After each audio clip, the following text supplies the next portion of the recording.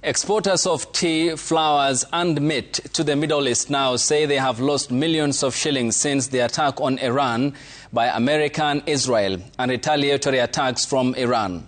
Most business sectors say the disruption in air travel and attacks on the Gulf markets has grounded their operations to a near halt.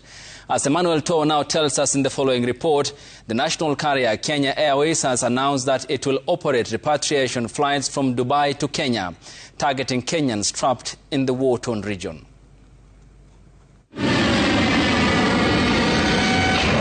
Despite being waged over 7,000 kilometers away, the effects of the Israel-Iran war have hit the Kenyan export market as business people continue to count losses.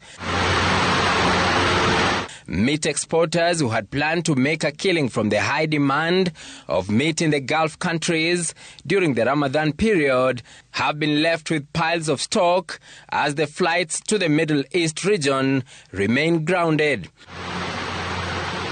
These carcasses of meat, which should have already landed in the war-torn region, moved back to the cold rooms, which are now full to capacity, with the Kenya Meat Livestock Exporters Industry Council enumerating the losses.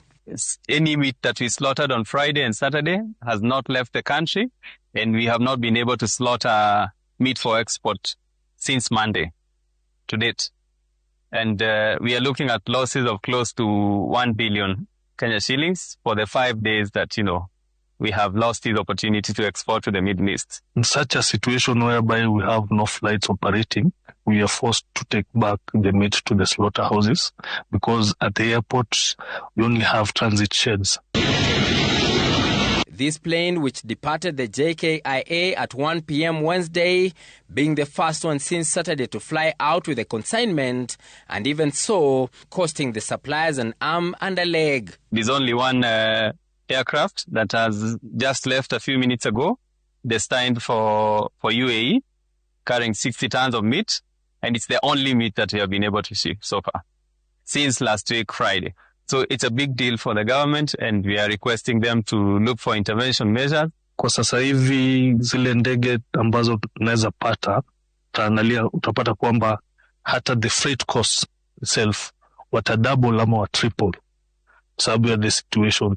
The war is also likely to impact negatively the country's tea industry. The East African Tea Traders Association has raised a red flag over the effect of the war that risks having the country lose a quarter of its market in the Middle East.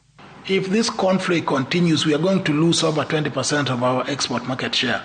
So with that conflict going on, it means from next week, the auction will be very inactive. There will be little participation in the auction. This comes as the Kenya Airways announced repatriation flights from Nairobi to Dubai starting Wednesday and Dubai to Nairobi from Thursday after the Dubai International Airport allowed resumption of limited operations at the airport. The communication comes as the US and Israel stepped up their attacks on Iran as drones continue to bombard different locations in the Gulf countries. Emmanuel Toh, Citizen TV, Nairobi.